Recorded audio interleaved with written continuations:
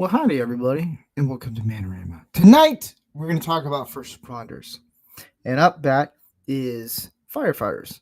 So, join us for a very interesting and fun episode about firefighters and first responders. It's going to be a lot of fun. Um, just, just masculine stuff all around. Join us.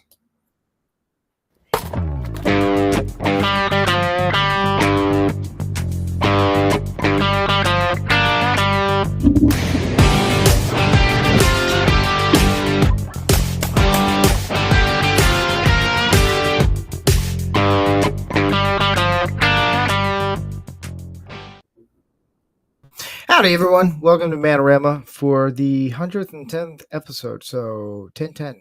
Hey. So stupid. I am your host, rancorsteve. We are streaming both on X, Rumble, YouTube, possibly Facebook. I don't know. And then I have my own silent Rambo. But let's get everyone in. This is going to be a lot of fun tonight about first responders. And up next is going to be the old firefighters. It's going to be a lot of fun. I don't see anyone else popping in. Canadian Spider-Man, if you're there. Ringing in Tokyo. Hey, Rick. How's your week been? Yeah. It's been Tokyo. Sorry, I've been trying to nail down a technical issue on my side. For some reason, the audio is being picked up, the video is not, so I'm working on that. So other than that, I'm doing all right. Getting back into the swing of things. I think I finally killed the man plague that's been with me for like 6 weeks. So I'm doing better. But I'm gonna go back to trying to fix this real quick because it's driving me insane. All right, yeah, no problem. Canadian Spider-Man, how's your week been? Oh man, it's been a good week. Yeah, it's been fantastic. Been having some bonfires up here, and it hasn't been too cold. And yeah, it's been fantastic. Everything's good all up here. No one I know has been deported. It's fantastic. Well, I don't think you have an issue with that. I mean, oh, well, I wasn't sure. The 51st state, I wasn't sure. You're not a 51st state yet. I think we are. I don't know. But I want to bring on the two guests for tonight, our two honorable guests for tonight's episode. Jeff and Dark Helmet. They might be here. I don't know. You might turn the camera on. But, hey, Dark Helmet, how's your week been? Dealing with taxes. My ex-wife won't give me 2023's tax information because the IRS needs it. She won't respond back. Yeah, but other than that, super. Cool. And Jeff, how's your week been? It's cold, very cold, very snowy. I won't lie to you. Thank you for having me on tonight. There are some high winds in the area, so if I drop unexpectedly, I did not do it on purpose. Mother Nature is being a whore. Well, I'll dox that with your hours with me. Okay. Don't worry. That's Mother Nature's Fair enough. And Jeff, or I should say Brother Jeff, if he's there, he might be stepping away. He's another firefighter. So Dark Helmet is a good friend of mine as well as Matt. Sorry. Welcome to Man-O-Rama, where I get names all mixed up. Hey, Matt. How was your week, man? Good, Steve. How you doing, man? Oh, I'm hanging in there. How was your week, man? Not bad. Dealing with some things here at home. We had a termite guy come in back in November. He discovered a leak.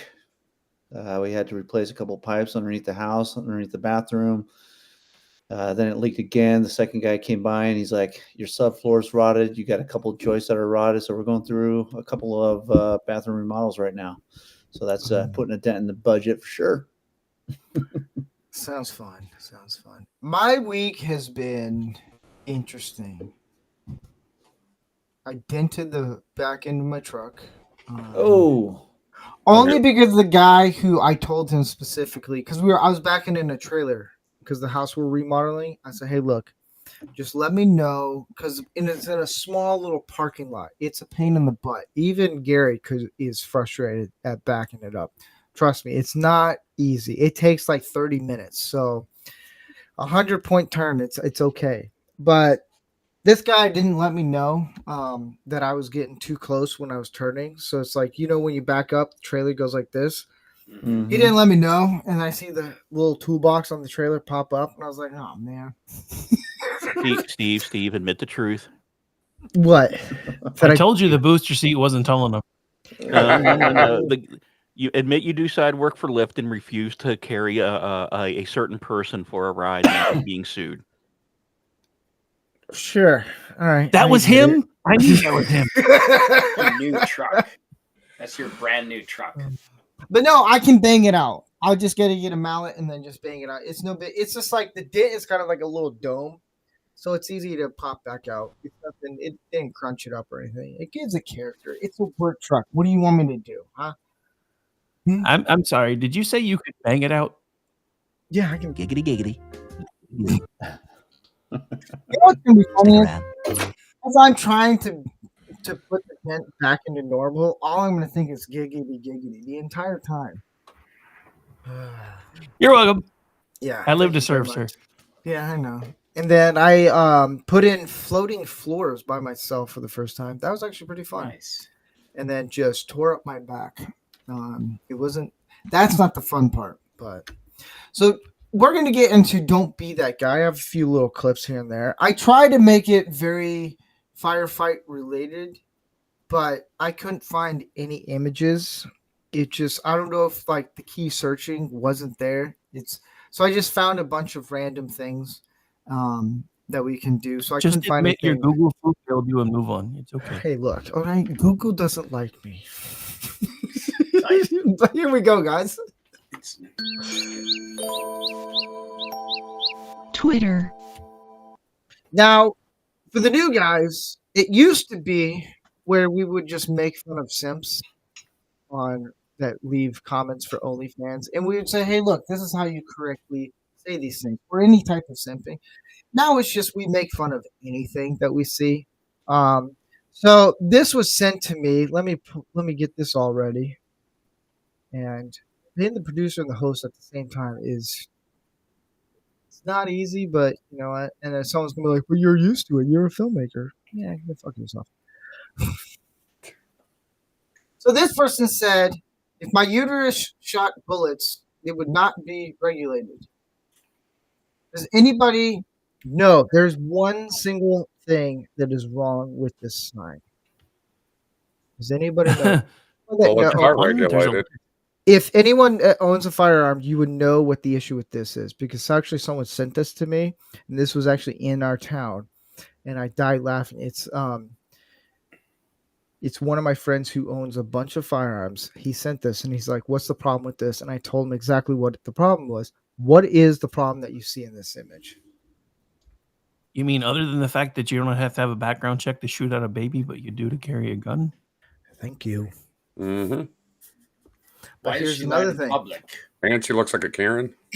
So Matt, And she would be I'm shooting sorry, howitzer range. we're now referring to them as Margarets, not Karens. It's been now, updated. Matt, in California, what is the one problem with this sign?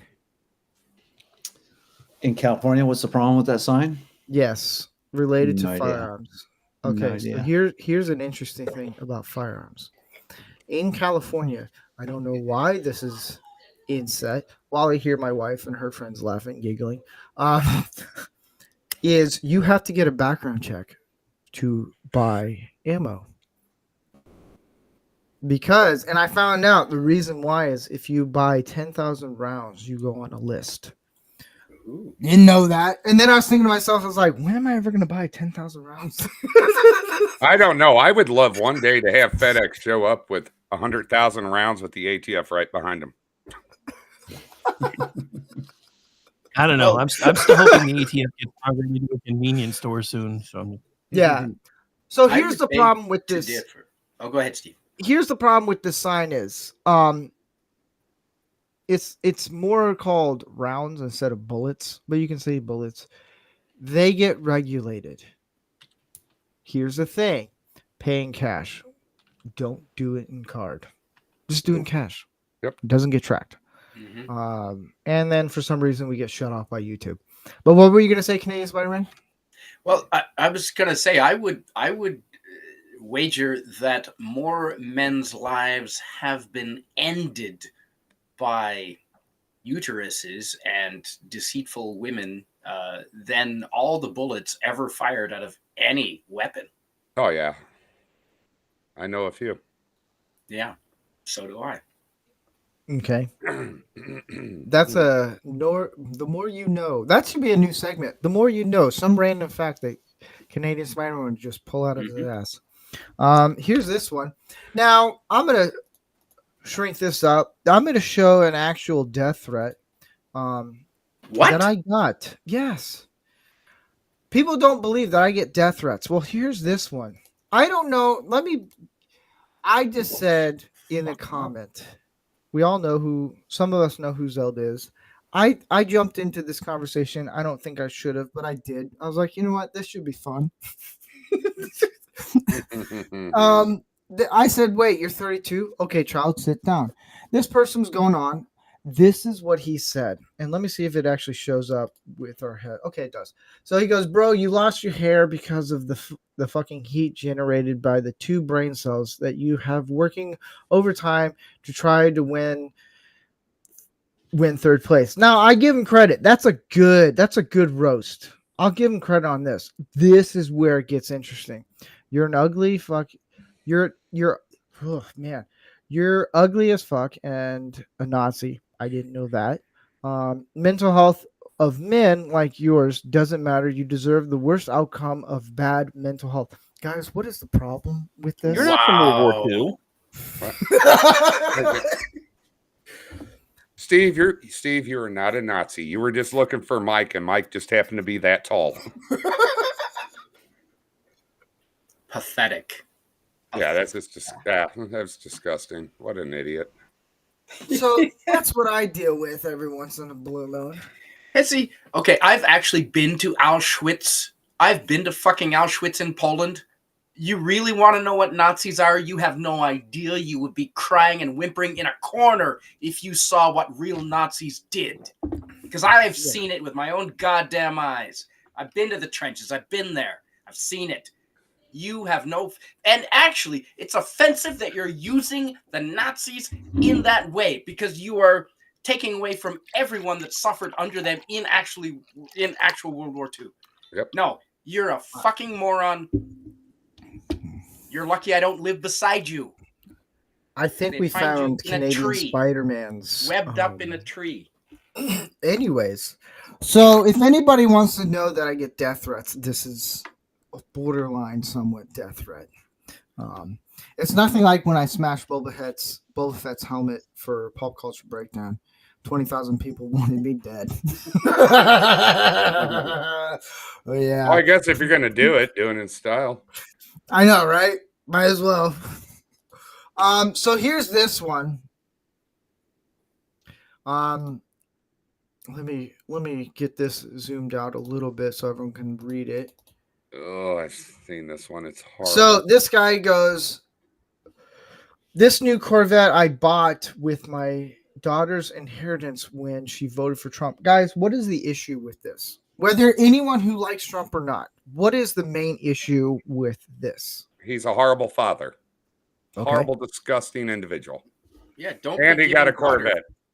Don't be giving daughters free money. She didn't earn it. She won't respect it. Don't give any inheritance to anyone. Fuck no. Spend it all. Can we require a DNA test of the daughter because she sounds way more intelligent than the father? Yep. Hold up. I just want to point out something with Canadian Spider-Man. Hey, he's just taking the other side of the argument. I realize that, but he goes real hard like on one side.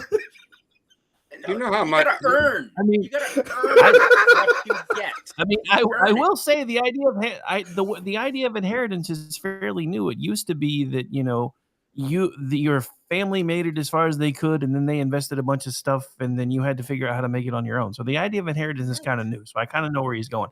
My only question with this is one, I get dude's not a Trump fan, but did you have to blow all your money on a fucking Chevy? Thank you. Good That's point. it. Good point. At least he didn't buy Could it have bought cheap. into Tundra or Tacoma or something practical. Here's the other thing. The problem that I have with older guys, because I feel like it's gonna be me one day, but this is Feeling where it's seen over here. a little bit what? You said you have a problem with older guys. I said I'm feeling Well, seen no, over when here. it comes to like midlife crisis or buying a car, this is the problem. And we should have brought this up last week, but we didn't. Is they all buy Corvettes. Like I'd have bought a A new- 79 Ford F-150. like I get you want to buy a nice sports car and all that stuff. That's cool. I get it. Buy a classic, not a new Corvette. And it always has to be red. Like to me, I feel like my midlife crisis vehicle is going to be like a bigger truck than what I already have. And my wife's going to be like, really? And I'm going to have a fire escape ladder just to crawl up into it. Now, how funny would that be though? At least it wasn't douchebag yellow. No, if I That's get, what they're like. I've seen the truck. no, when I get a midlife crisis, and if I have the money, it's not going to be a Corvette. It's not going to be an antique car. I'm going to find myself a decommissioned tank. Ooh, a man's vehicle. So James Garner. James, I was gonna say he's going the James Garner approach. James could see Garner a tank. I can see The a bunch of environmentalists blocking the highway. We're not moving. Oh, yeah, you are. So tonight is about firefighters. And the question I have a few questions that I wanted to ask you guys, Dark Helmet and Matt, since you guys are a retired firefighter and soon to be retired firefighter. Have you guys seen Tacoma FD? Oh, I Yes. love it. Okay, love so that. here's a Yes. question I have for you guys. And my wife and I are watching it. I love the show. And I didn't love the realize show. it was created by Super Troopers. Yep. I knew the main guy was in Super Troopers. Turns out Broken it's Lizard. literally all them. Now, is that show pretty accurate to what everyday firefighters do? Because to me, I hope. There is a level of accuracy to a certain point. They're they're bombastic with it, obviously for comedic effect. I get it. I still love the show, but yeah, we do a lot of that stuff on there at times. The thing I like about that show is, none of the calls they go on are realistic. Nothing's realistic. What's realistic is the sense of humor and the exaggeration of the stereotypes, and the in-station pranks, and then they do catch like everybody's different types of personalities. There are kind of like these different types of personalities within the fire service. The jughead, the smart medic versus and so they play with that for sure. Okay. But no, I love that show. Have any of you guys have seen it? Jeff, Kenny, Spider-Man, and Rick? I That have show? not. No. Highly recommend Nope. it. Haven't It's- watched it. Now that I know about it, I'll probably go find it. It's But It hilarious. is. It's Oh, hilarious. Yeah. Andy's my favorite character. He is. I haven't seen it. Which one's Andy? He's the Hawaiian guy, and then Yeah, Ike. yeah. I feel like I'm more related to Ike because he's just a dumb dude. And I'm I like, met I one can or relate. two. I like Eddie Panizzi. I know. Have you guys ever noticed on his apron it says penis? Yeah. no. My wife pointed that out. She's like, it says penis. I was like, that's hilarious. The beef But- between firefighters and cops. see, you is missed. real. Hang on, you missed a perfect. Yeah, don't get me started. Retired. Hi. Sorry. Oh. You missed a perfect chance to troll your wife, though. You should have said, "Why are you looking at another man's penis?" See, I thought about that, but I was laughing so hard during the show that it's like, and I didn't notice it either. I was like, oh, okay, that's cool. But, Well, I hope you I'll- weren't looking at another man's penis. That would just be weird. No, why would I do that? Why? Why would I do that? So one of the questions I have for you guys is, what made you want to be a first responder? Dark helmet. I'll let the other guy go first. Mine's All a right, little. Matt. All right. Well, I was lifeguarding. I lifeguarded in southern Spain on a Navy base there and with the Spanish Red Cross. And when I came to Monterey, I was still lifeguarding. And I ended up taking an EMT course, an EMT class up at our local junior college just to kind of expand on my basic first aid skills. And had no idea what I was getting into. And about halfway through the class, I said, hey, I might this might be for me. I've always been somewhat of an adrenaline junkie, rock climber, surfer, mountain biker, and the idea of working on an ambulance. And that's how I started. I did 8 years of EMS and then 22 years of fire. And so I worked private ambulance for a lot of years, and then started volunteering. But yeah, I basically kind of stumbled into it because I was a lifeguard. I just wanted to expand on my basic recognition of medical emergencies and how to provide first aid, and it just kind of evolved from there. Cool. Dark helmet. Mine started in 2009. It was right after I got married. And I always had an interest in helping people. And I know everybody in the fire service, I've been in it long enough now, it's a cliche at this point. When you hear somebody say it, you're like, okay, whatever. At some point, you kind of think that he knows. It kind of goes through your head. And I genuinely wanted to. And I started out with a fire department in a low-income area. They didn't have, even the department didn't have a lot of money. And when I started there, they had no engine bay door. It broke. They literally had tarps we had to pull. And I actually went around. I actually did a lot of effort to get the like going to companies and got the engine bay door fixed. I was getting the electrical system fixed in the firehouse because the building was built in the 40s, but they're getting a new firehouse now. It was my last fire department. And that's kind of how I got into it. At first I was like, oh, what I get myself into, and I just kind of stuck with it, and I love it. Nice. Any of the other guys have any questions about firefighters? No, Not at the moment. Okay. What was your for each of you? What were your scariest calls? I know you've got at least one that stands out. So, I got a lot of scary calls. I'm the only one at my fire district to actually have a confirmed rescue from a structure fire. I actually got the Hometown Hero Award. It's a national recognition for it. The award was to fly with the snowbirds, but because I was too old and had hypertension, I didn't get to fly with them. So my partner, my engineer, got to fly with them. I've had guns pulled on me a couple times. What? What? Absolutely. Oh yeah. Why? Oh, yeah. Well, explain that. How? Well, two of the three times. They're great stories. One is really good. If we got time, I can share them. Yeah. All right. Well, here in Monterey County, back in the 90s, we had two different times where we basically had flooding. And I want to say it was like 1998. We have this gated community here where the AT&T golf tournament is held, Pebble Beach. Yeah. Some of the elite of the world live in there. And we got dispatched to a call there, and it was just storming. It was downpouring. There was lightning, thunder. We get to this gigantic Pebble Beach home, and Cal Fire had parked their engine on the street and then walked down this long driveway to this gigantic mansion. They had a fountain in front of the house. And my partner and I, we were on the ambulance that night. We're pounding on these gigantic doors. They're like castle doors.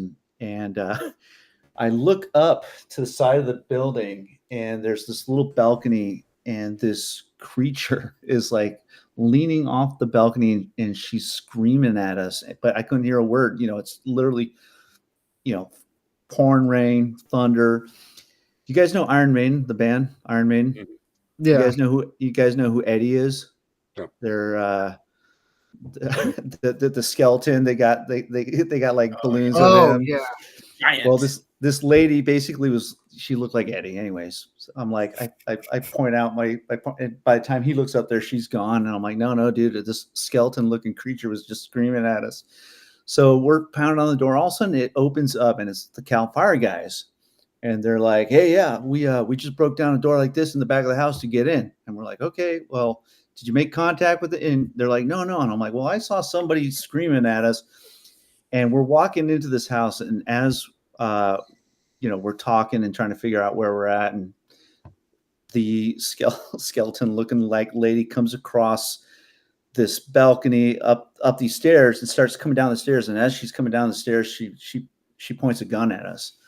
And as one of the guys yelled out, "She's got a gun! She's got a gun!" I had already turned, and a bunch of us had already turned, and we're running out the front door. I ran out the front door straight to the ambulance, which was by the fountain. My partner kind of ran out the door and immediately went sideways, and I called it the bear move because I looked back as I was running to the ambulance, and he popped through these bushes on the side of the house, in the front of the house, and we jumped in the ambulance, and the Cal Fire guys were holding on to the back of the ambulance and we're trying to get radio traffic out to dispatch to say, hey, we just had a gun pulled on us by this old lady. And of course, we're in Pebble Beach, and the topography is crazy with trees and mountains, and we couldn't get out. And people actually thought on duty that night that either Eric, my partner, or I had been shot. But finally, SO gets there and goes into the house and takes the gun away from the old lady. Long story short, she was on home 02 and had called PG&E to ask, when is the electricity coming back on? Because my O2 machine is plugged in and it runs on electricity. And whoever took her call at PG&E thought she was having a respiratory call and called 911. So this poor old lady had no idea that we were responding to her house. The best part of this call was this woman was the wife of the guy that composed the music for the first Wizard of Oz. And once she realized that we were there to help her and, basically, we were there to help her, she befriended us. She gave us a tour of this incredible mansion. She broke out the original partitures for Wizard of Oz. And it was an epic night. But that was one of the times I had. What's that? What's a partiture?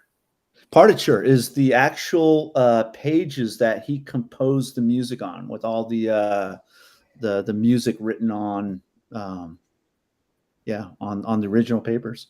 That's pretty cool. Yeah. It's probably like, look, I'm sorry I pulled a gun on you guys. Yeah. Sorry. What if you guys? What if she gave you a tour and the power goes off? She's like, stick them up. She thought we were breaking into her house. Yeah, but it was an amazing house. Defense, I get it. Okay. Absolutely. Can hit someone with a fire? Are the fire hoses powerful? Like if someone has a gun and you hit them with a fire hose, is it going to blast them away? Yeah, it doesn't necessarily work that way. You Maybe a 3-inch line, maybe. Yeah, but you'd still have to pull the hose. Like in the moment, you're there for an EMS call, right? And you don't have, you'd have to engage the pump, pull the hose. Like we don't walk into emergency medical calls with the hose ready to go. And what about you, Dark Helmet? Honestly, the thing that actually scared me the most, I've been in a couple structure fires, you always have a healthy dose of fear as a fireman. You have to have a healthy dose of fear if you're in a structure fire, especially if you're doing interior attack, because it keeps you alert. But mine was being involved in the Ferguson riots as a firefighter. Oh, wow. We were next door to Ferguson, and that was the scariest thing. It was just both times. 2013 and 2015, because it got rowdy both times, but 2015 was not as bad as 2013, the original. That was terrifying because we were called names. We had stuff thrown at our fire truck, all kinds of stuff. We had people would point their fingers at us doing the bang, bang kind of thing. And that's It scared me. You know, I still did my job. Don't get me wrong, but that really was scary. It really was because we didn't know. But we would not have only had. imagine. The police were so tied up, we would not have had police protection if we needed it. Dang. And did you answer the like what made you become a first responder? My brain just had a brain fart. Yeah, I did earlier.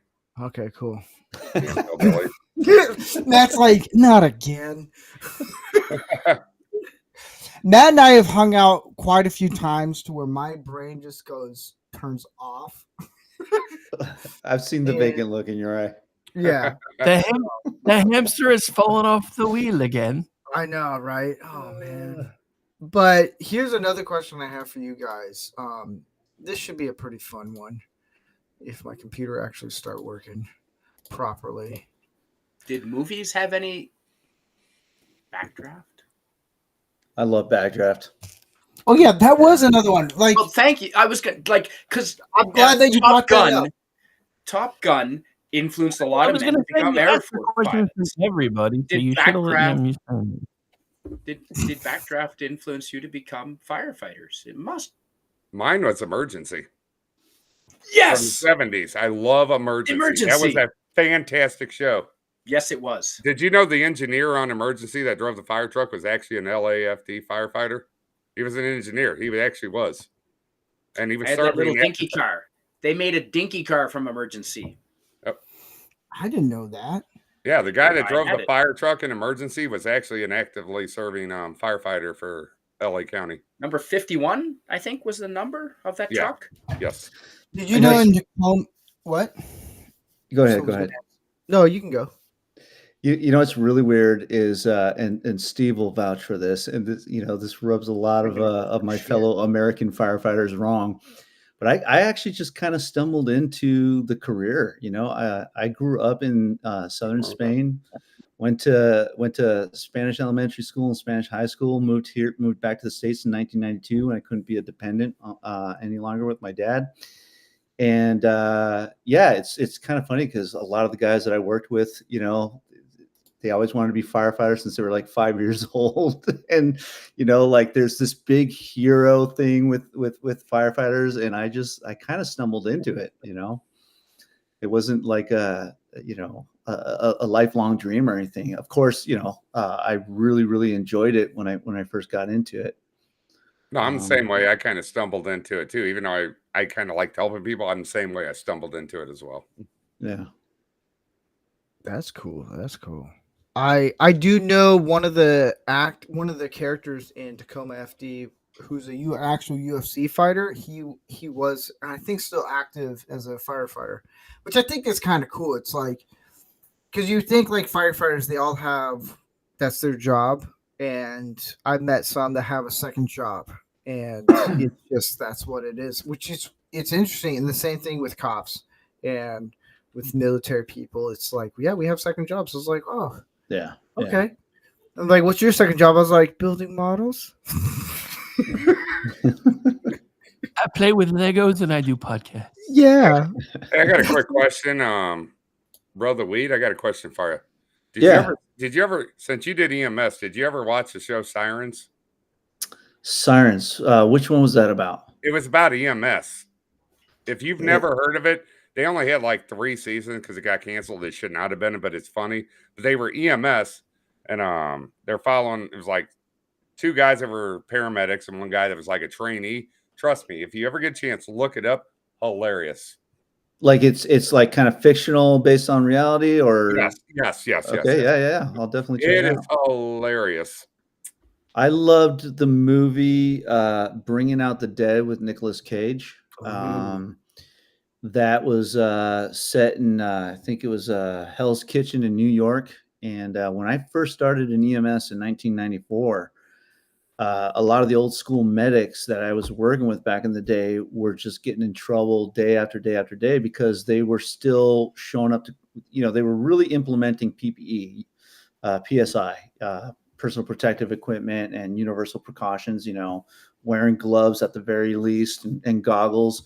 And some of these guys that I was working with in 1994 were they'd still show up and, jump in, hands-on with no gloves, and Bringing Out the Dead with Nicolas Cage kind of reminded me of a lot of. There was this what's that actor's name? Is it Tom Arnold? Tom Sizemore.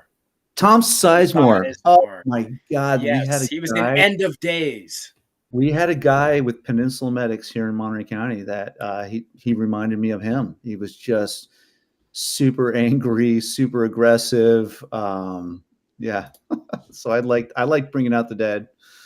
Do you guys remember A Frequency? Mm-hmm. Frequency? Yeah. No. It's the one with Jim Caviezel and Dennis Quaid. Yeah. Yeah, it was Caviezel and Quaid. Dennis Quaid just plays himself. Even though, Dennis Quaid plays himself in every movie. Like, it's not like Firefighter related. Like, I just saw Dennis Quaid in something. He was really good, actually. Something recent. Man, I'll look it up. To me, that was fun because you had him as a firefighter and his son, and it's kind of like a time travel. It's interesting. And for some reason, that popped in my head, and I was like, I haven't seen this movie in like 15 years. It's an old movie, and it's just, I don't know. It's kind of cool. Like, his son is a detective, and his dad is a firefighter, and like his dad's passed away, and they talk on the frequency of like an AM. Oh, I did see that. Yeah. Like that was a great one. Now that I look back, like if I watch it again, I'm like, man, this is a poorly made movie. Growing up, I was like, this is cool. But one of the things I'm very curious about, and that is this. And what are some pranks you guys did as firefighters? Because I know Dark Helmet, you want to go first? Oh, absolutely. We got back from a call one night, and it was a fire call, and everybody's getting their stuff stowed, and I went into the bathroom to go to the bathroom real quick before I got took care of my gear, and we got to clean and hose, stuff like that, which takes forever. And I decided to go in the shower because I knew everybody's going to use the shower, so I took the shower first, knocked it out real quick. And because I was an engineer at that point, I had switched over to engineer. So I grabbed the shower first because I was still covered in soot and stuff and everything, because I knew mine would be quick. And I pulled the nozzle head off, and I filled it with baby powder.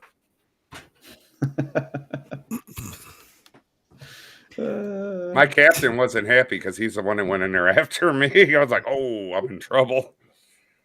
So I worked for this fire department, Karma Valley. We got taken over eventually by Monterey County Regional, but I was out in Karma Valley at the Mid Valley Fire Station, and we used to have this volunteer. I won't name his name, but he was a police officer from Pacific Grove, but he had been a career volunteer with the Mid Valley Fire Department, and he would show up to the fire station, and there was the volunteer room upstairs that had the best recliners and the biggest TV, and he would go up there and he'd hang out, and sometimes he'd bring guests. And this one night he brought I think it was his nephew and his nephew's girlfriend. They were basically teenagers, and then one of my coworkers went up there to watch. They were watching the movie Saw, a horror film.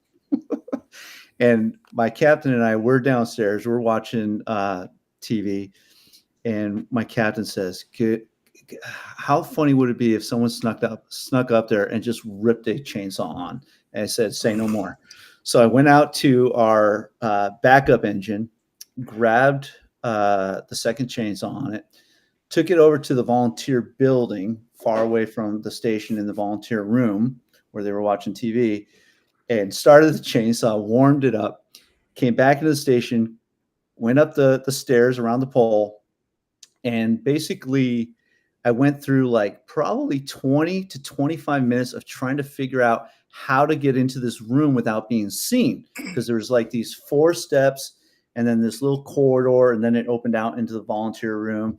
And the screen, they're facing the screen, but there was these double door exits that they could see me approaching if they happened to look.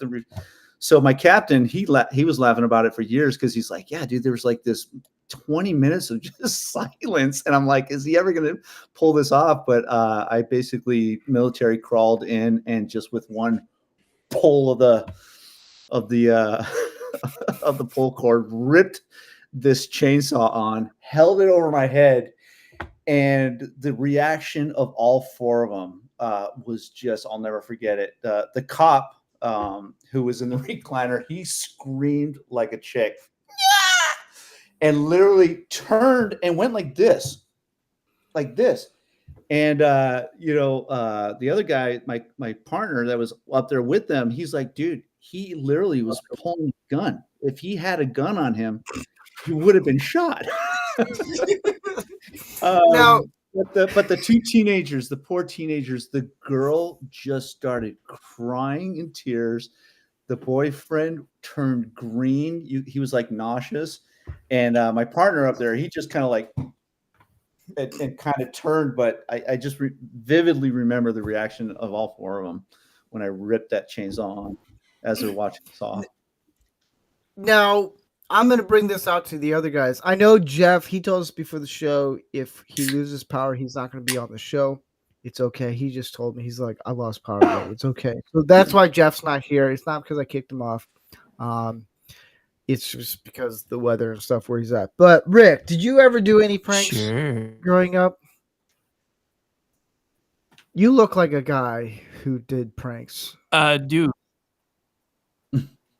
Well, so as I mentioned, I'm part of the Thin Blue Line, retired.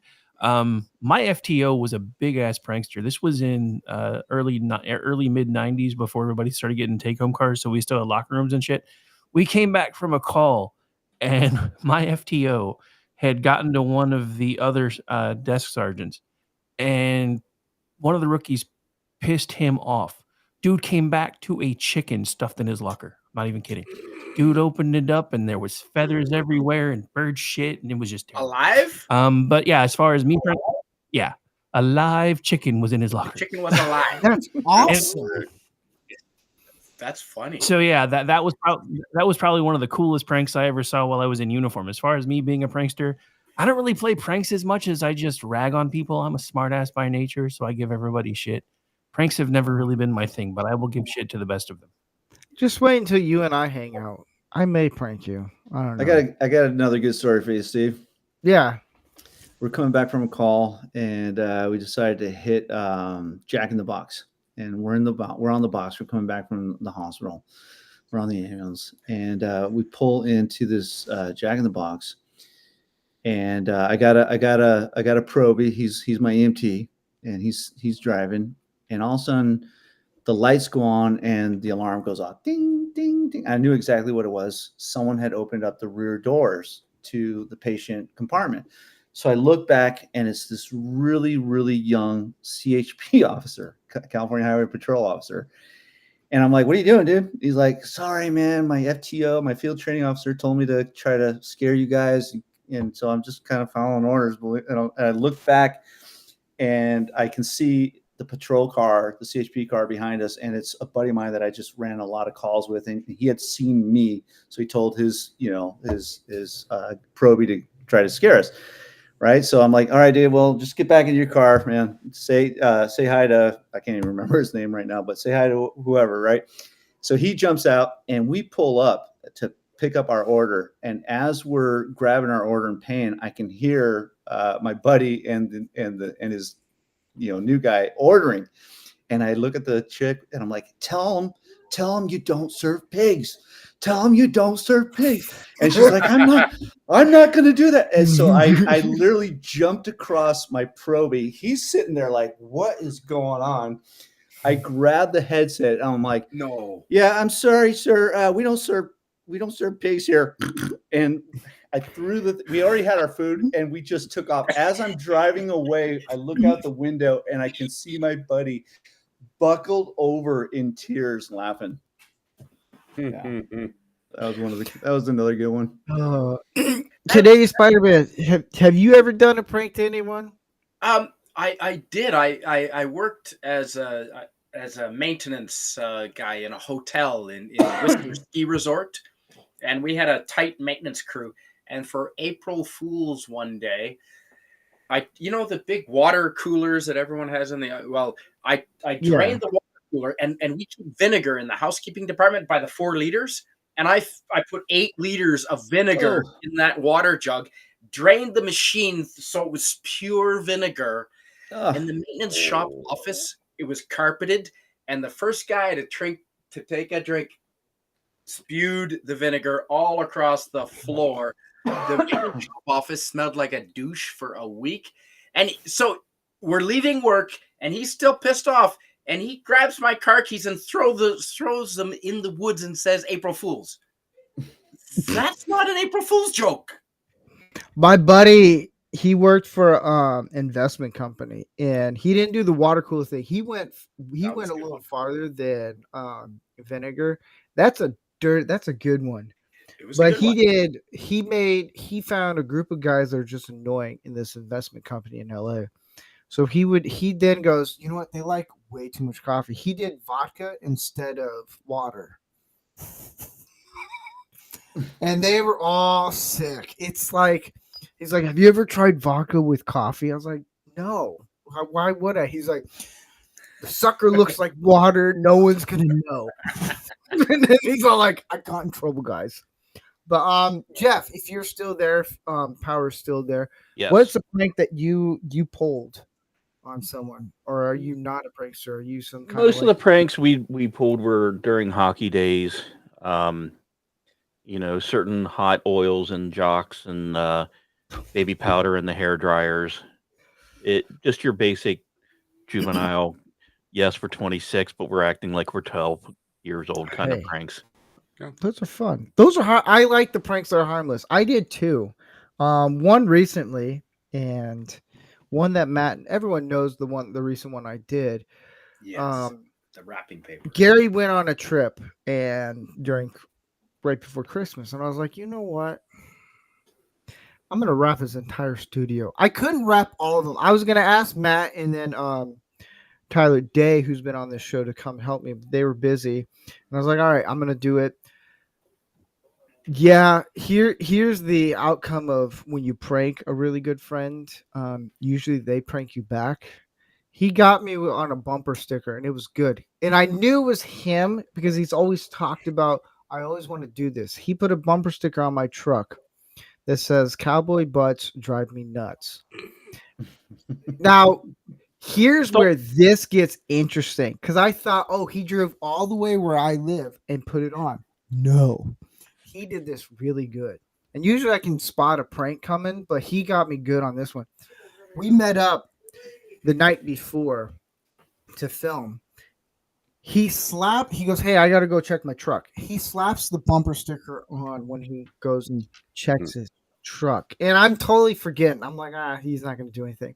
I drove home with this bumper sticker. The next day in the morning, I'm tired. I'm just beat.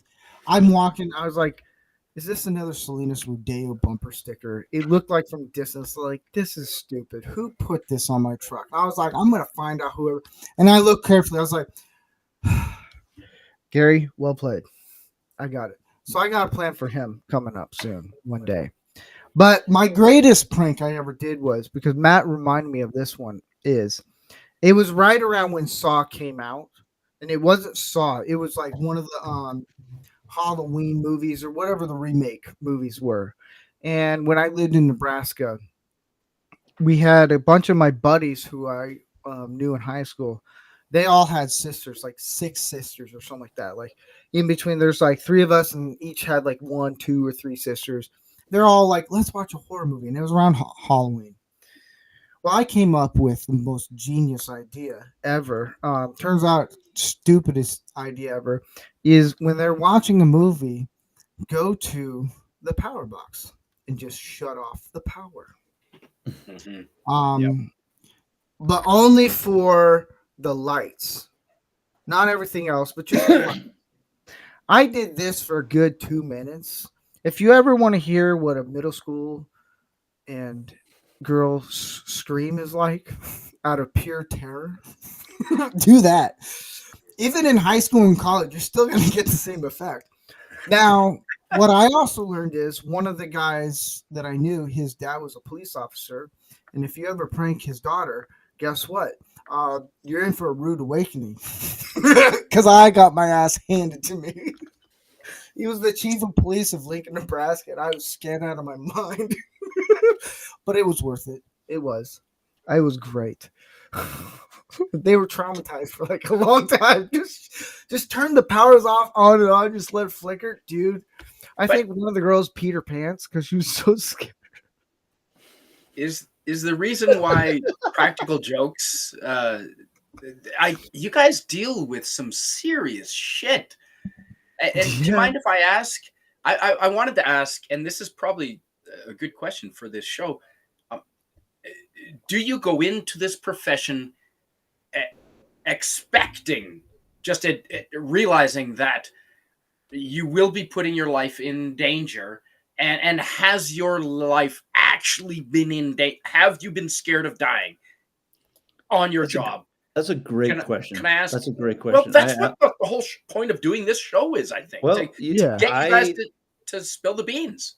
I actually retired with PTSD. I had 3 years to go, and I did not finish my career. And I always was a guy that took pride in what he did. I trained hard. I think I was never the strongest. I was never the smartest. I was never, the greatest in a particular area, but I was really well-rounded, and I never thought that I'd end up with PTSD. I knew guys that ended up with PTSD, and I'm like, no, man, I take pride in what I do. I train hard. And honestly, now that I look back, I think every academy, EMT, paramedic program, you name it, should actually dedicate a little more time to give these people a heads up in regards to what they're getting into. Now, that being said, knowing who I was at the time, I probably would have still signed up. Like I said, I was, young, an adrenaline junkie. I, enjoyed excitement. I loved helping people, like Dark Helmet, was talking about. So I don't know if I would be mature enough to hear that message, but I think, young guys and girls that are getting into the game should know what they're getting into, and every program, academy, whatever, should have a certain amount of time set aside to kind of talk about the toll it takes, because it takes a toll on everybody. Yep. I got really close friends that are working in EMS and fire right now, and after all the work that I've been doing, because I've been doing some work, I'm looking back and I'm like, fuck, man, that guy's drinking himself to death. That guy's not not taking care of himself. I can think of a handful of guys that, when I was in the mix of it all, you wouldn't even think twice that, but yeah, there's people walking around with PTSD and they don't even know it. They don't even know it. Is alcohol? Yeah, alcohol must be a thing, a way to cope. Absolutely, guys. Absolutely. So I have a question with a little bit of a story, because I want to give some background on this before the question. My best friend in high school went into the Army as a 68W, and one of the first missions he ever did, which is I'm laughing now because of everything that's going on. He was combat dropped off a 130 in the Panama during the Noriega thing. And he was telling me, coming out of the vehicle, you could see the tracers and the flares flying all over the place. And he was there a couple weeks. It was a short mission for him. Got back home, finished his military service, and became an EMT. And he used to joke that was one of the calmest moments for him, because he knew going into it, the likelihood of him dying was greater than 0%. It's when he came back home and became an EMT outside of Washington, D.C., where shit got real for him real fast. And it was those surprising moments like you talked about with the old lady with the gun. You weren't expecting that. How does that play on your mind? Because I know he went through, he's a great guy, loves his kids, but him and his wife's marriage went downhill because of everything he was dealing with. He was seeing he was going on calls, rescuing friends, trying to save their lives, seeing his friends die. How does that play on your guys' mindsets with those around you and people people that you work with, how you've seen it impact them. I've been talking quite a bit. Dark Henley, you want to go for that one? I'll let you go first, brother. I mean, it played on my mind, right? Like I stopped sleeping for a year and a half on duty when I was at work. I was working 4896s, 2 on, 4 off. And then of course the 4 off, with my ridiculous fire district, we were getting held over, mandoed left and right. So, but yeah, I stopped sleeping while I was on duty. The district that I worked for is one of the few in California that runs around with 2-person engine companies, which is ridiculous. Showing up with 2 people for a vegetation fire, CPR in progress, or a structure fire. Those calls where you got to go to work, only 2 guys on an engine. What's the standard? The standard is 4, minimum 4. Oh shit! Yeah, For us here, it's minimum of 3. Yeah. At least. Yeah, and so depending on who I was working with, if I showed up with a guy, the douchebag that doesn't give a shit about anything, he's not in shape, he's not up to par with the fire science or the EMS science, you're working alone, And so I stopped sleeping at work, then I stopped sleeping at home. So for like 3 years I wasn't sleeping, and then one of the biggest symptoms, Jeff, was anger. I started becoming very, very angry, resentful to my administration, resentful with a lot of the guys on the workforce. There's guys that they're stoked that I'm gone because I was always vocal about what we were doing wrong, right? And I'd call admin out, and I'd call our own labor force out. And so towards the end there, I was becoming really, really angry, drinking quite a bit. And then, I started having physical manifestations. My blood pressure was out of control. I got COVID really badly on a call in 2020. I was hospitalized, 2 trips to the ER because of it. I've always been active my entire life. But after the COVID, I never got back to my peak performance at the time. So, and so you start seeing the toll that, the job takes on your body, your mind, on your soul. And say that again. And your sleep. Yeah, and your sleep. Yeah. And I was going to ask what you sacrifice. Yeah, I sacrificed my shoulders, my knees, my lungs, my mind. And again, it's really, really weird because there's a lot of times where I miss the job. I wish I was still working. I was good at it, and I miss a lot of the guys that I was working with. And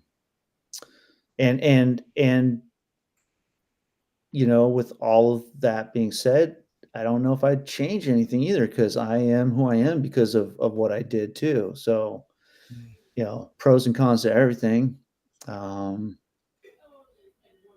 My issue always was, I think I have a little PTSD, probably not as much as you, because you probably had a way higher call volume than I ever had where I was at. But, I know it's stupid, and one thing I could not let go of is, like, if you're trying to save somebody, you're doing CPR, whatever you need to do, life-saving techniques. And if I lost somebody and I know I should have walked it off, I could not let that go because somebody died. That was one thing I could not let go of. And it still bothers me even today. And I know it shouldn't, because I did everything I could. We all did as a team, but it still bothers me even to this day. It's just like, I cannot let that go. I'm like, what if? Yeah. I had a pediatric code that was really, really gnarly. And there were so many mistakes made on that call. That's one of the ones that haunts me for sure. And I will say thank you both for sharing on that. I used to work in a hospital in the emergency room part-time as a security guard.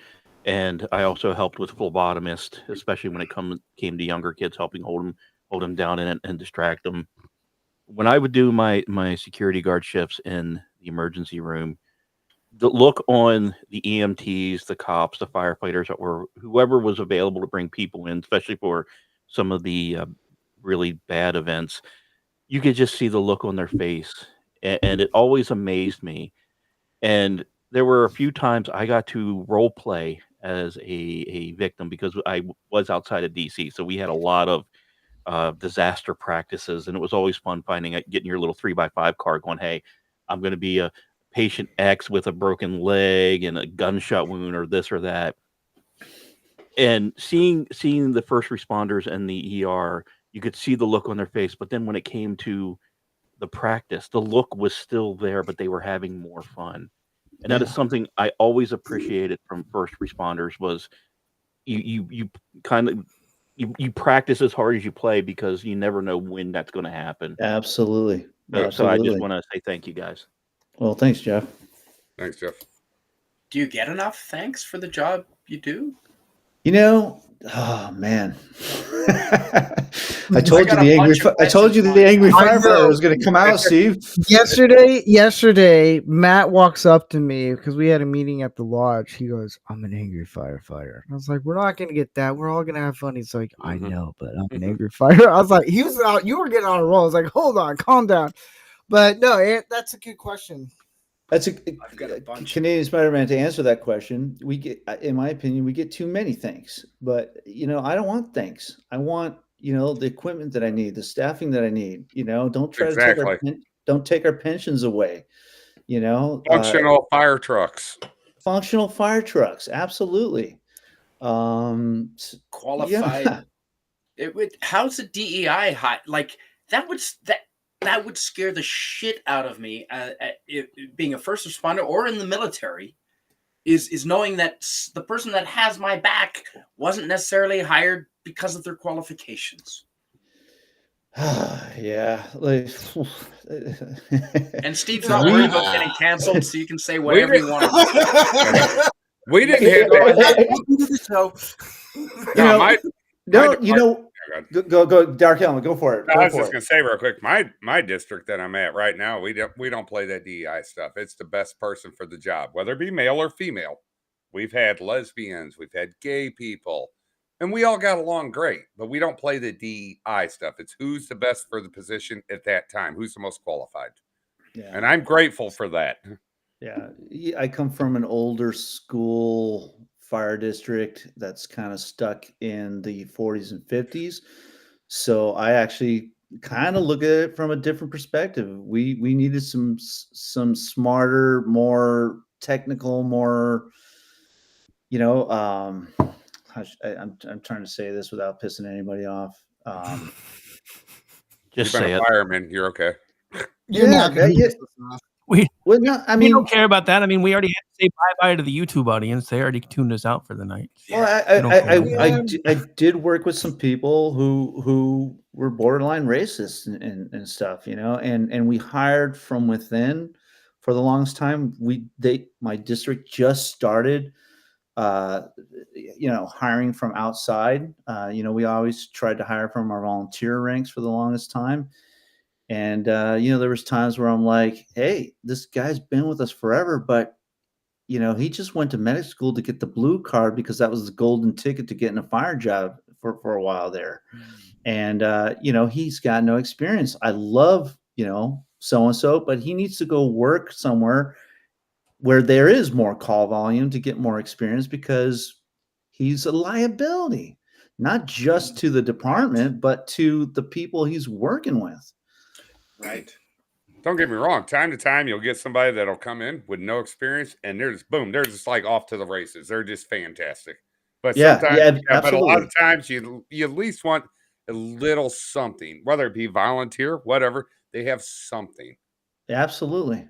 I always look at it like that's a good question that Canadian Spider-Man said, because it does come, and how you answered Matt is it is how generation is how you grew up with and everything. And now, I mean, it's when you hire someone, it shouldn't really be based on their skin, gender, or whatever that is, like their appearance. It's How can you handle this? Are you, especially with first responders, like if you're a medic, military, police, firefighter, doctor, whatever, how can you handle under pressure? To me, that's what it is in any type of job. Like whether, I know coffee shop is not anywhere close to what you guys do or used to do, but it's how can you handle under pressure work? Can you be calm and be collective? Now, with what you guys done, it may be a little bit difficult. Like I know some guys in the military and firefighters that dealt with high pressure stuff that I would probably completely melt down because I'm not used to that stuff. But they'd always say like, yeah, we were freaking out inside, but you can't show that. Exactly. And that was one of the things I wanted to ask. Like, how did you guys handle like just the high pressure of like shit could really hit the fan right now? And how did you like? Were you guys scared out of your minds inside, and did you kind of keep it together? I think The that's moment what. that you lose it, other people can see it, and then they start losing it. Well, we have a rule. There's no running on the fire grounds. There's no running on the EMS grounds. We're the ones that set the tone. Yeah, you got to have some ice rolling through the veins and stay cool. But inside, yeah, there's panicking is contagious. And I got a hilarious story in regards to panic being kind of contagious on a call. But I wanted to kind of go back to the whole DEI thing because I want whoever's best for the job, but at the same time, I also want the fire district or the department or the agency or whatever to reflect the community they're serving too, right? If we have a lot of Spanish speaking people in the community, we should have some Spanish speakers, and so it's hard, right? Like, you want. You can't always get that balance, even if you want to. Unfortunately, but sometimes. Yeah, no, absolutely.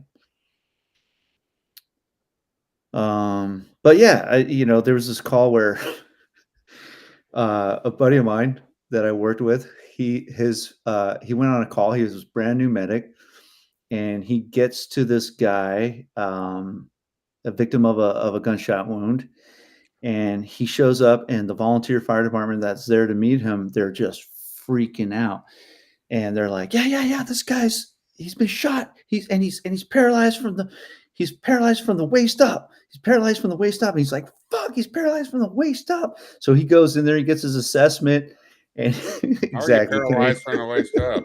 You're not.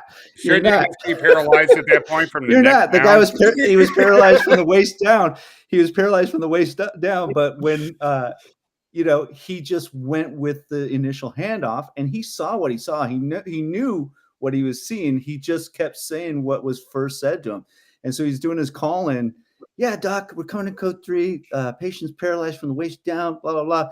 And he said that when he got to the fire department, the doctor was running around like this.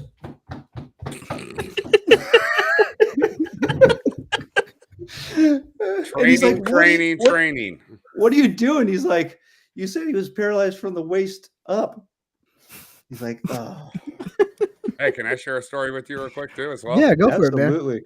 Now, one of the few times we actually, when I was at my last fire district, not the one I'm with now, the last one, where I started, we actually bumped heads with the police, like the local police department in the town. We actually had a call. It was GSW. You know what I'm talking about. Gunshot wound. We get there, and it was a guy that was, well, I'm trying to do this without violating HIPAA. Well, it's been years, so it probably doesn't matter now, but I'm trying to be nice about it. In one cheek, out the other side of the same cheek, across the hole, if you know what I mean, in the other cheek and out the other side. Damn. I mean, it went right across the hole. Because I had to spread them because nobody else would do it. They're like, yeah, go ahead and do it. I'm like, oh my God, no. Let's just get some gauze packed in, or let's start packing wounds. And police showed up. They start yelling at the guy and his mom. They're like, they looked at the guy and they're like, you can't be here. And we stayed out of it, obviously, at first, because, police matter. And the guy, And mom's like, what are you talking about? He can be here. They're like, well, we said he can't be here. So the mom and them were going back and forth. And the poor guy, he's just in god awful pain. I saw the wound. I packed it. I was like, yeah. And then they were wanting to arrest him after he went to jail. They had no court order. They had no authority to do it. They just genuinely didn't. And we actually ended up sticking up for the guy because the police are wrong on this case. And needless to say, we damn near came to a fist fight in the middle of the street with the police. And the neighbors were coming out, and the neighbors looked at us and goes, if we need help, we're just going to go ahead and call the fire department because we can't trust you. It was bad. And the chief our chief showed up. The police chief showed up because we were damn near getting ready to go to blows with the cops in the middle of the street. Because they're like, they all got fired. They got fired. Dang, that's another question I have for you guys. Like, you see in like the TV shows and movies, the beef between the fire department or the police or the detectives and the police. Matt, did you ever have that encounter where it's like the police show up and you're like, no, whatever, we're doing their job? So, or like, I was lucky enough to work for a special fire district for my professional career where we were our own agency and we did not have to compete with like Public Works or the library or PD or anything like that. Now, did I ever butt heads with people? Absolutely. We all got these big egos, and sometimes some of us with egos should keep our mouths shut sometimes, you know what I mean? And so, so you just run into, the hardest thing is dealing with guys that got big egos and they don't know what they're talking about, or they're pretend. My biggest thing, dude, was open lines of communication. If you've never seen something, if you've never done something, let me know. We'll get you up to par. Maybe you just kind of sit on the sideline for this one, or you stand close to somebody with experience for this one, right? But to me, the most dangerous person in EMS and fire and law enforcement is the guy that thinks he knows it all and can handle it all, because nobody can handle it all. Even the guys that know what they're doing can't handle all of it. You know what I mean? It takes a team. It takes camaraderie. It takes training. It takes, an effort, and nobody knows all of it or how to do all of it. Police and fire should train more together. I think that would absolutely really solve a lot of issues. There's just absolutely. Yeah. I mean, it's crazy that we're still arguing about being able to talk on the same radio frequencies. We're still arguing about that. And we learned, how long was Columbine? That was 30 years ago, 20 something, 28 years ago, something like that. I'm old. Yeah. Aren't we all? Dang. Does anybody else have a question? Damn Canadians. I put it in the Rumble chat. You did what? Oh, I see it right now. Oh, that's a good one. Do women's attitude change towards you once the chat keeps moving on me? And I want to add to Spider-Man's question, because it says once they know you're a firefighter or EMS, how about when you show up as well and you're in your gear? Yes, yeah, the EMS, the police as well. So Canadian Spider-Man asked on Rumble, he goes, do women's attitude change towards you once they learn that you are a firefighter? Depends on the woman. Yeah. Absolutely. Some don't care one way or the other. Others, they'll just like drool all over you. Those are the ones I avoid. Yeah. Absolutely. They're badge bunnies. That's what they are. They're badge bunnies. Yeah, I was going to say, we called those bad. Because that is actually a really good question. And because I know, like, a lot of my relatives who are in the military, they avoid, like, they'll tell women who are like, oh, what do you do for work? They won't even say like, oh, I'm a Navy SEAL, or I'm in the Navy or Air Force or any of that stuff. They avoid it, especially if you're in the Marine. They avoid it because at first it sounds all cool, like in the military, from what I heard. it sounds cool at first, but then it just gets annoying. You're like, you know what? I work at a coffee shop. It's funny you say that. Here's what I do. Here's what I do now. Now that I'm divorced for a year now, I just say, if a woman were to ask me, I say, "Oh, I do manual labor." You're not And wrong. we do manual labor. That's all Yep. I say now. And it's That true will because turn them off immediately. yeah, and it relates not just to first responders. Because when I was playing semi-pro hockey, if I told someone I was a semi-pro hockey player, all of a sudden the button got a little loose on the blouse. But the moment I told them I worked at Pizza Hut because I did that part-time, it was like all zipped up and everything was gone. Yeah. So it became Suddenly easier it became to, a desert. yeah, it became easier to tell certain people, oh, I'm a Pizza Hut delivery driver because I worked 8 hours a week doing that. Nothing wrong with Now, I made the mistake of when I went back to Nebraska, when I finished college, of being a filmmaker and worked in Hollywood. I made the mistake of saying, yes, I'm a filmmaker. Well, the guys, that was the first question. That was the first one. It's like, oh, you do porn? I was like, what? Wow. I But mean, then have you women were. have you but here's the seen him thing. with just the mustache? That's all I'm saying. Have Yeah, you seen him with but- just the mustache? What women took that as, oh, you're a director, you're this, you're hot shot. And I'm like, no, I just get coffee for the directors. I'm a PA. Like, I'm just, like, that's it. I don't do anything fancy. And then I just realized, like, you know what? I work at the local waste department. That works a lot. They're like, ugh.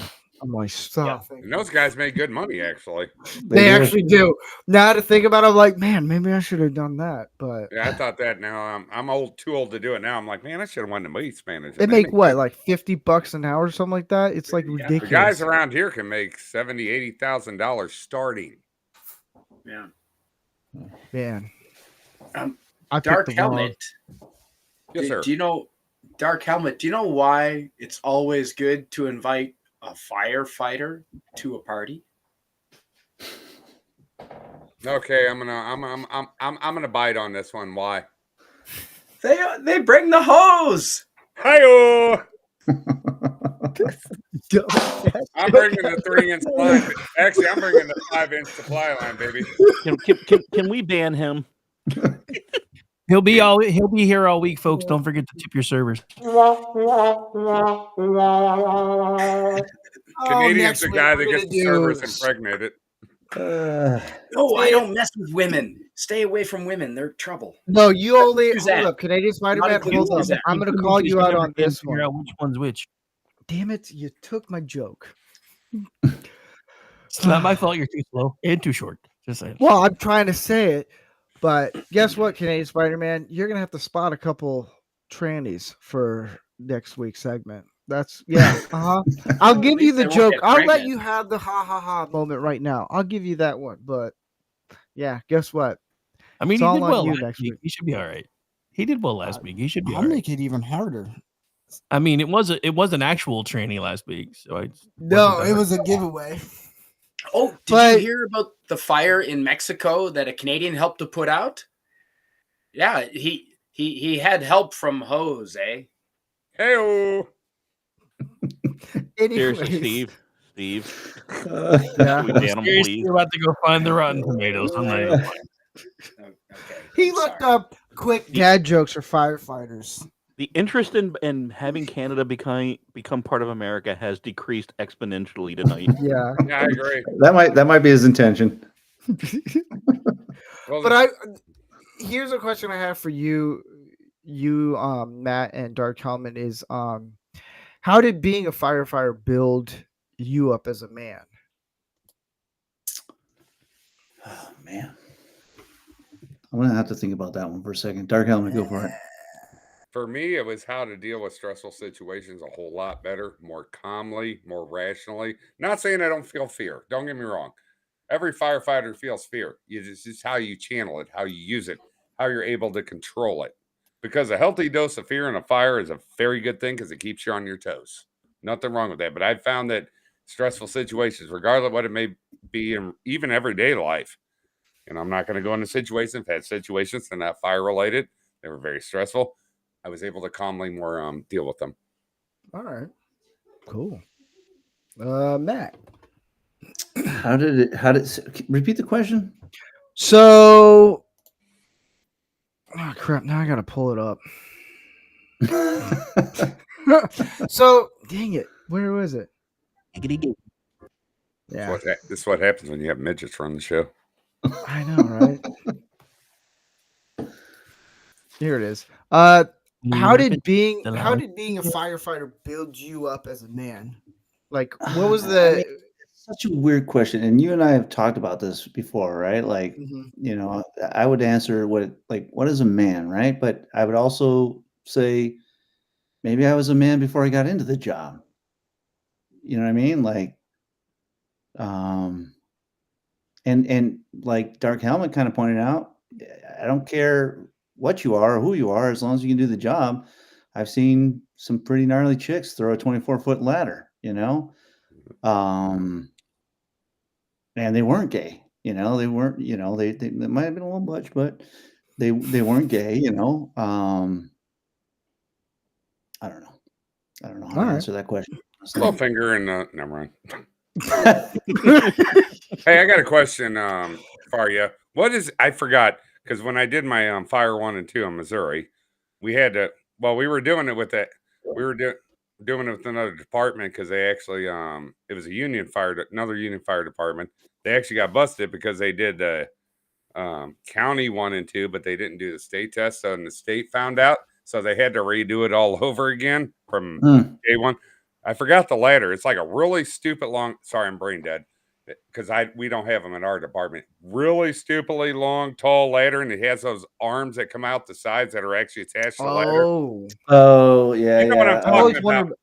You know what I'm talking about, though, right? Yeah, San Francisco uses those, and by the way, San Francisco is pretty badass because they have a guy that all their ladders are old school wooden ladders, and tradition wise, they still make wooden ladders, and they have a guy that is his sole job is to maintain them, build them.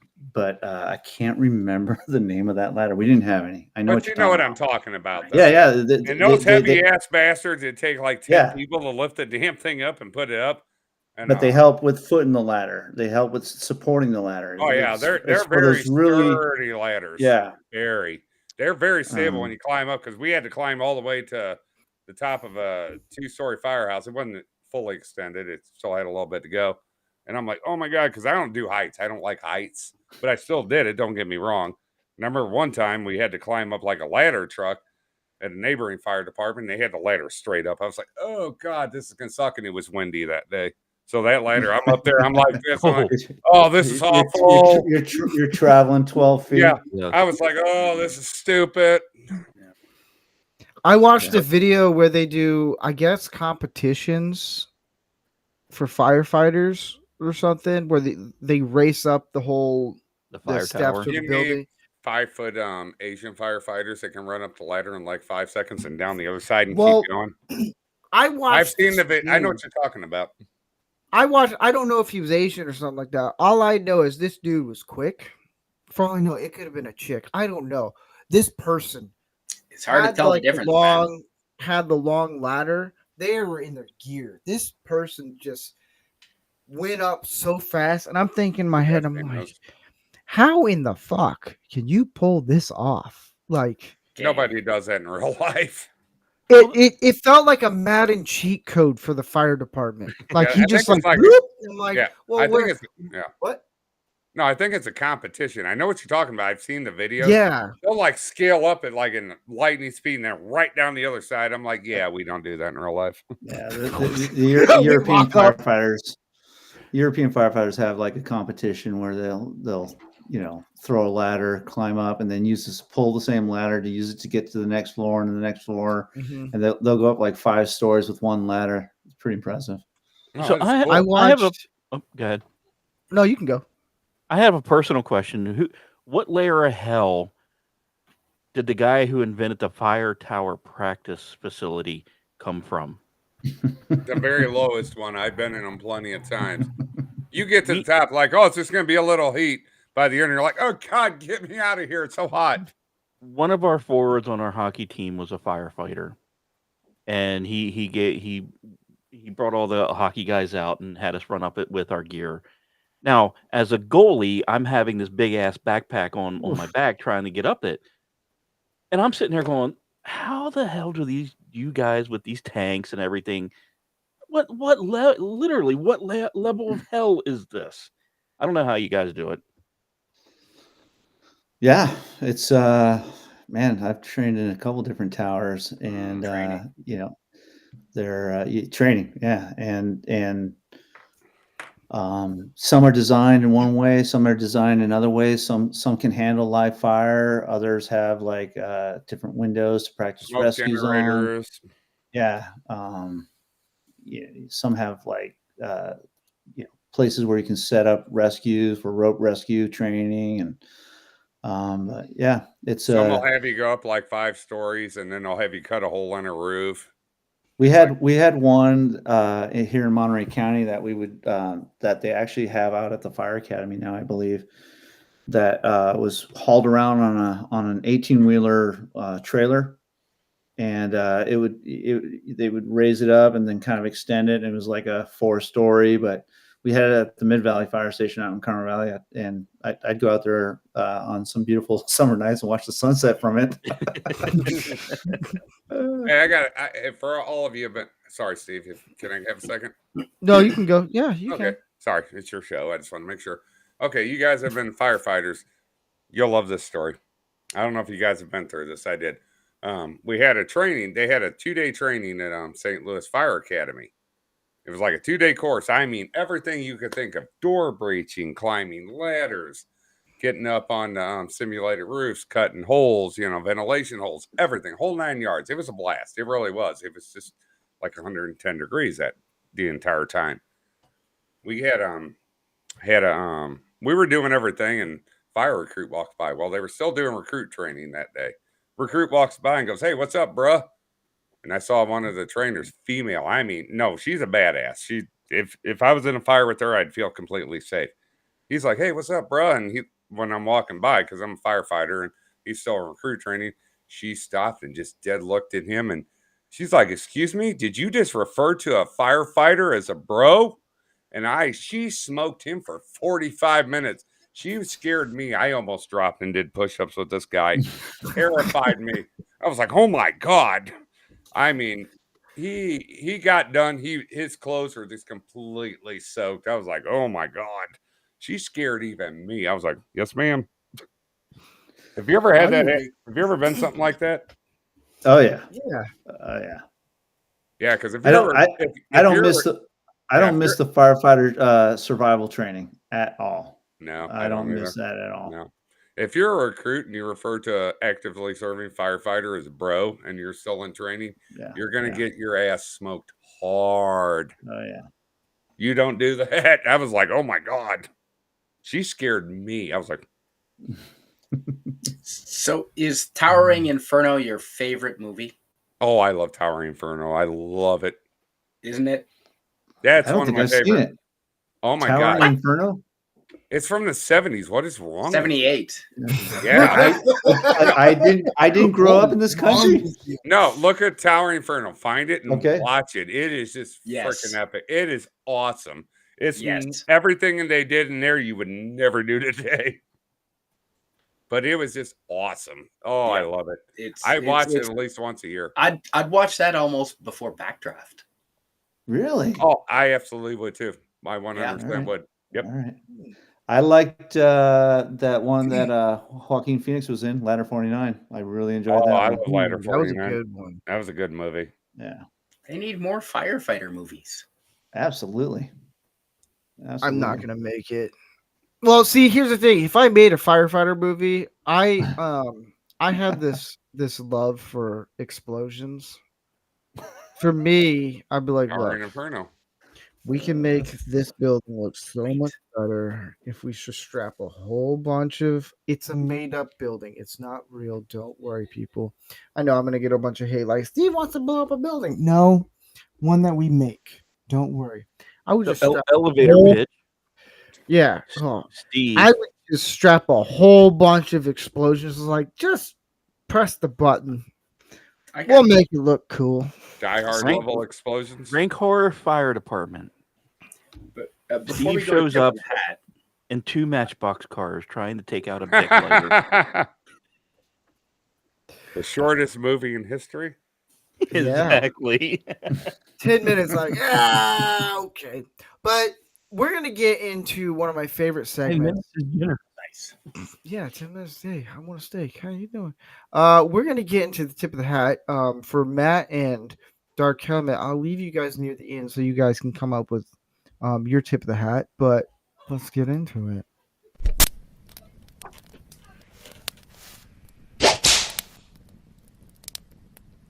Still think I whipped. But tip of the hat is where we actually will give thanks or give praise to someone who has a big influence on our lives. And this is the part where people who are watching, they can actually go to the Rumble stream and then do a Rumble rant and then give your tip of the hat. And it allows the people watching to be a part of the show. And at the end of our tip of the hat, we will go through that if anyone does a Rumble rant, and then we will read off those. It's kind of cool to see what people in the chat have to say. But yeah, it used to be just strictly men. Now it's just branched into whoever really. I think there's like moms played a huge important role, I think, in every one of us. But Canadian Spider-Man with the big old grin on your face. I was working on a joke. I got no joke, man. You still look like a hippie from I California. got a joke. No. So what? Prime Minister. So when you guys go into a building and you see a guy that needs to be rescued or a fire in the kitchen, which do you handle first? It's always life first. Life safety. The first, guy always. needed to be bros before hose. Yep. Life, property, environment. That's the order. That's the order that we. Now in the fire service, it's hose before bros. Actually, it's hose before bros. Anyways, so yes, tip of the hat. Yeah. Tip of the hat. I would like to, and this is I don't know why I haven't done this guy before. He's a real man's man. He's got a man's name. His name is Randolph Mantooth. Randolph Mantooth. Do you fans of Emergency might know him as John Gage. John Gage. And he was one of the main characters in the TV show Emergency in 1972 till the 70s anyway. And that was one of the very first shows that I watched after Sesame Street. And he taught me how to care for other people, how to be a hero, how to handle danger and look at it and smile at it. And Randolph Mantooth. Hey, Canadian, did you know Randolph Mantooth, everybody on the show Emergency actually had to take EMS training prior to the show? What? Yeah, No they way. actually took fire and EMS training prior to the show to be up to date at all current, so it was all accurate. Good. That's what made the show cool. that much better, because they put the dedication into it. There you go. That's cool. Did you know Randolph Mantooth was actually offered a job with I think it was him with LA County Fire Department after the show. They offered him a job because they went through the training. I'm not surprised. Yeah. Yeah. But he made more Jeff. movies after. I'm going to pick the aforementioned friend of mine, Bobby Robert, who his stories from Panama and military training, actually, along with the Air Force recruiter who said, even though you speak fluent German, we cannot guarantee you to go to Germany because there are 2 spots open for your position, and one is in Kansas and the other one is in German, even though it would make absolutely logical sense for me to go speak German in Germany. His stories kept me away from joining the Air Force pursuing my love of hockey, letting me do what I needed to do, and that led to my first wife. And we stayed friends for a very, very long time. And I have always looked up to him as my friend who once protected me from a school bully in 5th grade. It was always his destination. It was always his goal to be that kind of person. And he helped me become a better person because of it. That's cool. Rick. Well, I never get to say this, but Canadian Spider-Man stole my answer. Literally, like actually did. That never happened. So thinking on Damn my feet and staying with, so thinking on my feet and staying with the same vein, I did have a backup. Going with Steve Buscemi. Oh yeah. You son of a Firefighter. bitch. Blame CSM, man. That was not. He was my second choice, not my first. He was my first pick. Carry on. I'll come up with. Dang it. But yeah, no, I mean, Got it, honestly, it's a really cool story. It's a really like cool and like heroic story. Dude was firefighter turned actor, and then went back to his firehouse on 9/11 and said, "I'm here. What can I do?" Mm-hmm. That's for whether it's red or blue, because I know we give each other shit. But once you've lived that kind of lifestyle, it's something that you can't turn off. Like even today, it's almost impossible for me to be in a room without situational awareness and making sure my back's not at the door. Used to drive my ex-wife crazy because I could never sit with my back to the door. Even today, people will know you must have done some sort of law enforcement work or something. I'm like, how can you tell? Because I mean, dude, I'm not gonna lie. I spent 6 months in a wheelchair. I have a limp. It's one of the reasons I don't do it anymore. But even walking today, people can tell that I used to have a big ass rig on my hips all the time because my arms are way the fuck out here still to this day. And it's just one of those things because my eyes are always moving. The one that listens, anyway. Now, that's a whole other story. But no, I mean, it's just one of those things. So hearing that story, even back then, because by then I was out, but I was also running a private security firm at the time. So in 9/11 in Oklahoma, nobody knew what the fuck was happening. Mhm. I used to live like 10 miles away from Tinker Air Force Base. So everybody that I worked with, Buscemi's a hero of mine for sure. but yeah, everybody I worked with, I had a staff of 20 at the time. We all suited up and went and stood out in front of our kids' elementary schools because we had no idea what the fuck was going on. So when I found out that, he was doing the same thing on an even bigger scale, that was just something that always stuck with me. So that's why he gets my hat tip. Yeah. Matt, who's your tip of the hat? I want to give my tip of the hat to my wife, who stood by me during these last couple of years that were really rough. I like you were saying, the rowdy one. I've driven her nuts and crazy on a lot of different occasions. So yeah, my tip of the hat goes to my wife because she's been my rock. Nice. Dark Helmet. One, before I say anything else, I would like to say we all forgot to bring up the show Rescue Me. That's a fantastic show. Loved it. Ooh, Dennis Leary. Yeah, I love it. And I want to take a second before I go any further. I would like to recognize Michael Mullen, Tower 12 ladder. He passed away on 9/11. And I got this from his parents directly when they were in St. Louis. And two, I'd like to say, I love doing the job, but I'm almost to the point where I'm almost burned out just because all the stuff I've seen. I'm just kind of getting to that point. And I hate to say it after almost 18 years. I love doing it, but I've seen so much. Not as much of else, but I've seen enough where I'm just kind of almost getting to the point where I'm burned out. And I know it's horrible to say. And I've talked to therapists. We got a guy at our firehouse that's a pastor, and actively serving firefighter. And I've been talking to him. I just think I'm almost done. I've seen so much to the point where I'm burned out and I'm just done with it. Not like helping people, but just what I've seen. It's hard to explain. I get anybody that's been in fire or police, they understand what I'm talking about.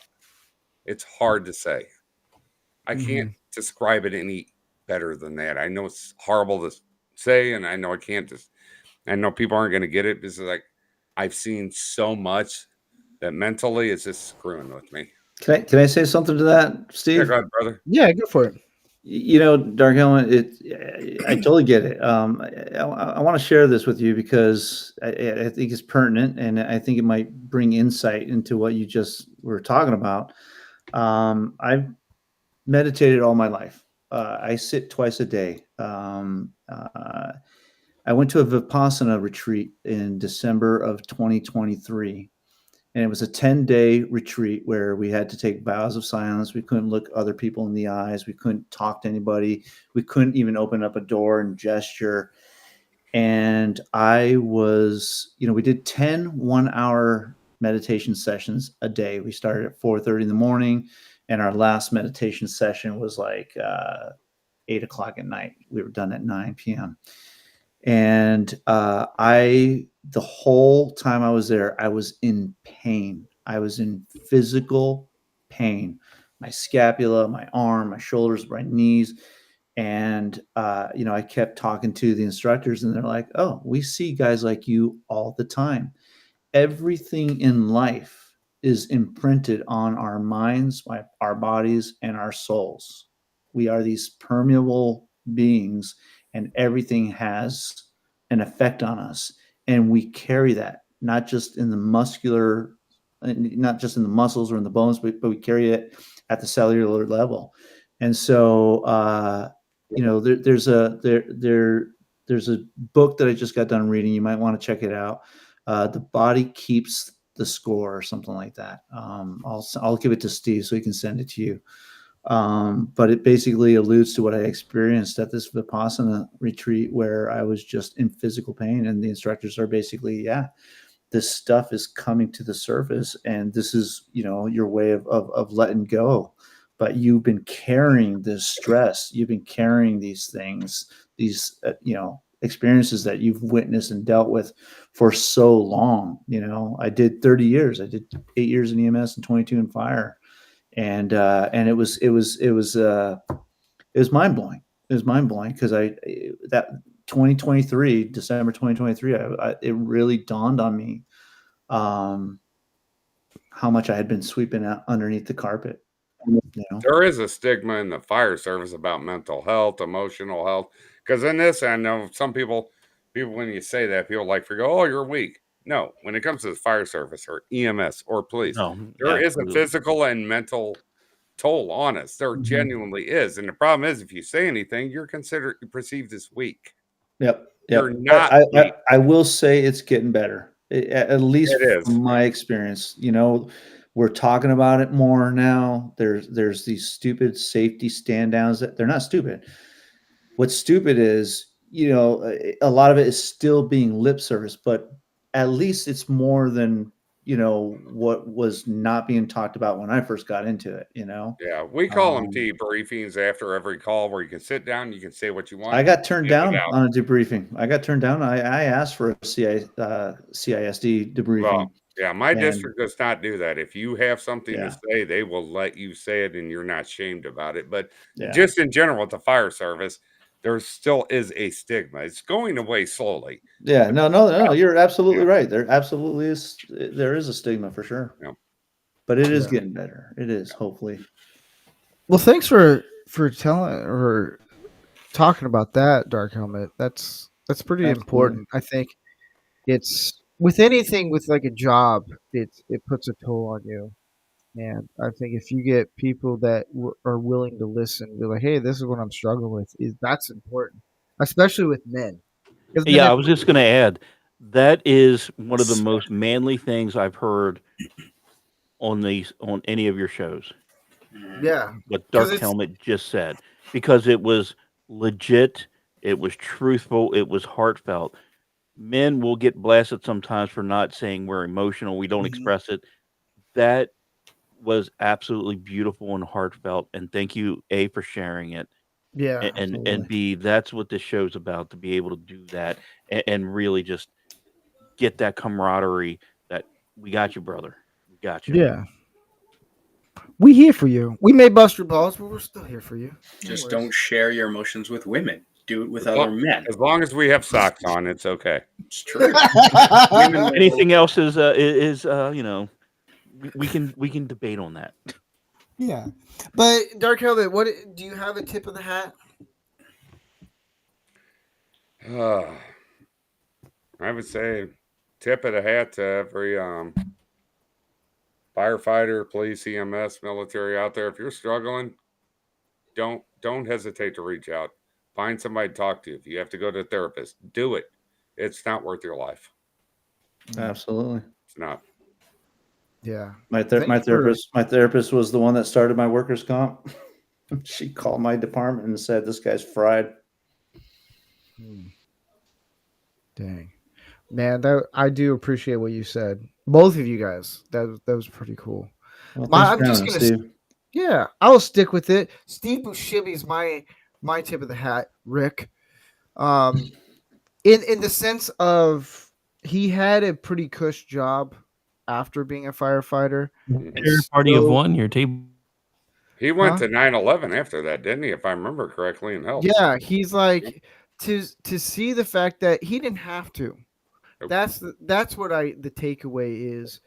A man is willing to drop everything, whether it's like a nice cushy job of being an actor, and just drop everything and go serve and go help, not to make himself look good, because I think 90% of the guys in the world, we don't do things to make us look good. We just do it because that's what we're passionate about.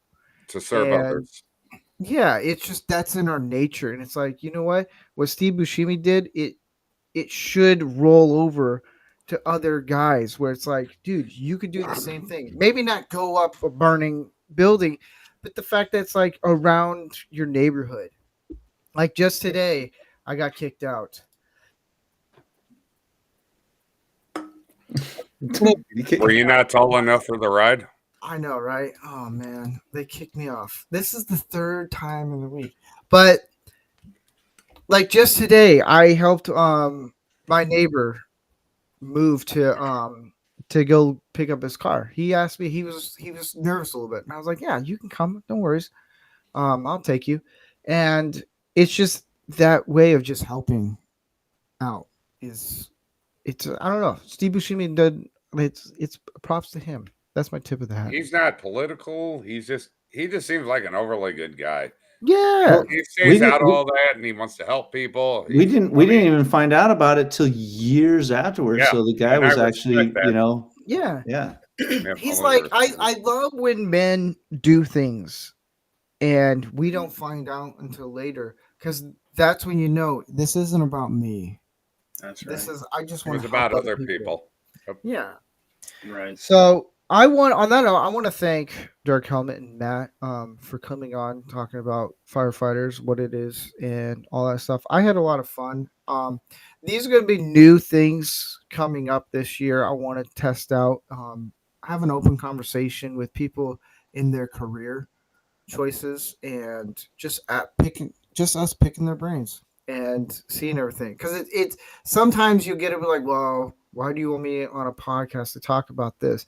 And the moment they come on and just open, especially right before the podcast starts, open conversations just to make them feel relaxed, because sometimes it's some of the people are like, I don't want to, I'm nervous.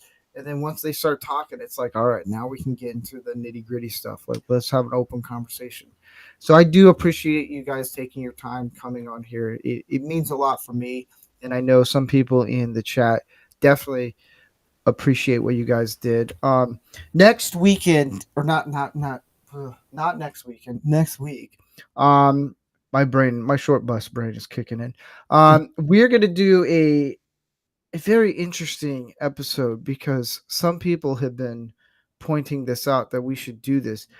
It's going to be called Listen, Linda. It is pretty much for women on how to understand men.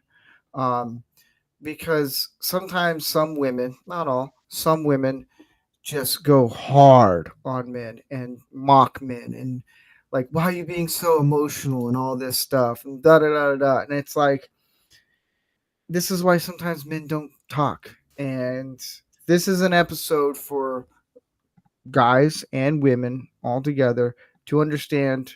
Guys will be very open about what we say. It's just how you can handle the conversations.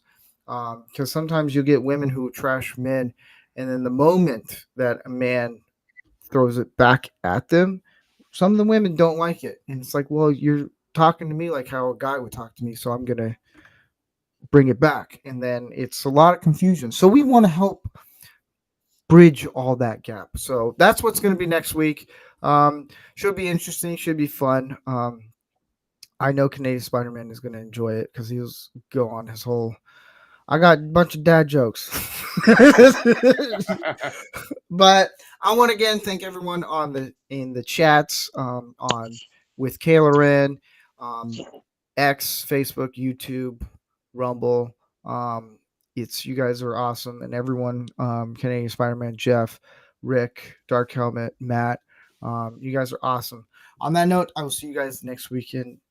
Why am I saying weekend, man? Next week, at 7 p.m. Pacific time. As always, we like to let the president give a send-off. It's always fun. And we say bye-bye. Bye-bye, everybody. Bye-bye.